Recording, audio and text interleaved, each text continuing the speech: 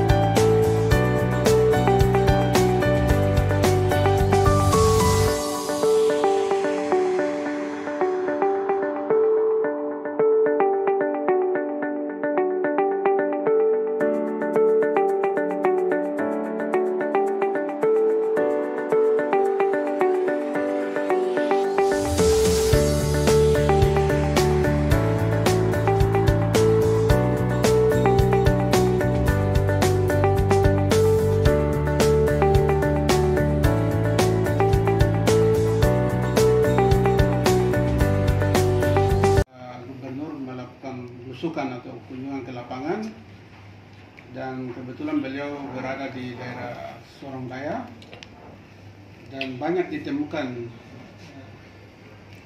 tumpukan-tumpukan kayu gergajian yang ada di pinggir jalan, dan beliau langsung menelpon ke kami memerintahkan untuk segera lakukan operasi ke lapangan karena menurut beliau penebangan kayu ini merusak hutan dan menyebabkan banjir dan erosi yang kejadian yang kita sudah alami di Sorong, Kabupaten Sorong dan Kota Sorong. Kemudian jalan pemerintah yang sudah dibangun dan biaya besar ini, jalan nasional maupun jalan kabupaten, itu rusak akibat muatan kayu yang begitu banyak, apalagi kalau kayu merbau berat ya. Jadi itu jalan rusak, dan lebih daripada itu karena kayu-kayu penebangan ini tidak punya izin, sehingga penerimaan kepada negara ini tidak ada. Kalau ada penerimaan kan dana itu bisa kembali lagi untuk kita melakukan pembangunan jalan dan lain-lain. Dan kemudian dari telepon beliau, saya sebagai kepala dinas memerintahkan, kami punya kepala UPTD yang ada di sana, yaitu ada cabang dinas kehutanan Sorong dan Kesatuan Pengelolaan Hutan Sorong. Jadi di sana kita ada 2 UPTD untuk segera mempersiapkan diri dan melakukan pemeriksaan lapangan pada besok harinya, hari Sabtu. Jadi beliau perintah hari Jumat, kita hari Sabtu bergerak. Dan kita upayakan supaya informasi itu tidak bocor ke para penebang kayu, karena kalau bocor nanti kita ke lapangan kayu-kayu sudah tidak ada lagi. Orang dari staf dari CDK dan KPH dan membentuklah tim, satu tim ke Sorong Raya, Sorong Klamona, dan satu tim untuk ke arah Sayosa dan sekitarnya. Dari hasil penebangan kayu ini kita melakukan ada temuan kayu gergajian di pinggir jalan yang tumpukannya cukup banyak. Kemudian ada penangkapan 2 truk penuh yang kurang lebih isinya 8 meter kubik, dan dari hasil penangkapan itu mereka melaporkan kepada kami, dan saya sebagai kepala dinas memerintahkan untuk segera diproses. Nah, ternyata pada hari berikutnya itu masyarakat yang punya kayu protes karena mereka menganggap bahwa kayu itu mereka pergi jual untuk kebutuhan kehidupan sehari-harinya, jadi untuk bikin rumah dan lain-lain.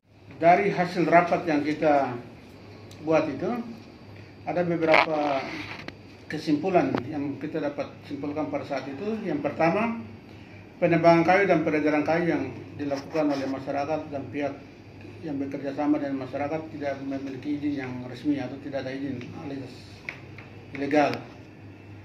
Kemudian yang kedua, masyarakat ini diharapkan dapat mengajukan izin melalui skema perhutanan sosial, yaitu hutan desa dan hutan kemasyarakatan. Jadi ada juga hutan adat, tapi hutan adat itu prosesnya lebih panjang lagi.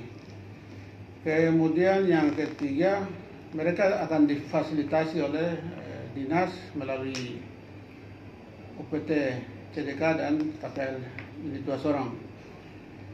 Dan daerah-daerah yang sudah bekas penebangan ini dari masyarakat juga minta untuk dilakukan penanaman. Jadi kita setuju, nanti kita programkan untuk penanaman. Kemudian yang berikutnya, kayu yang 2 trek ini dan yang lain-lain kita akan proses. Kalau itu benar untuk kepentingan masyarakat, ya mungkin ada rekomendasi untuk silakan. Tapi kalau itu tujuannya untuk ke